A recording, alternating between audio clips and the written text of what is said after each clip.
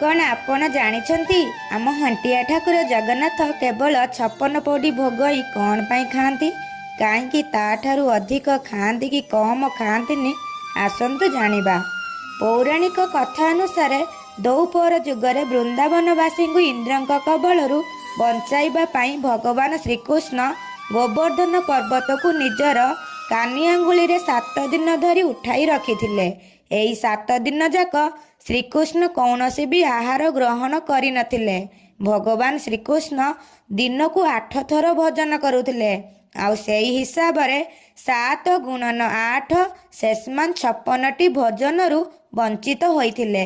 तेणु जेतेबेले झड़ वर्षा बंद होइगला वृंदावनवासी श्रीकृष्ण को कृतज्ञता जणाइबा पाई तांक बाकी थिबा 7 दिनर 56 भोजन को एकाठी अर्पण करथिले। तेणु सेही परंपरा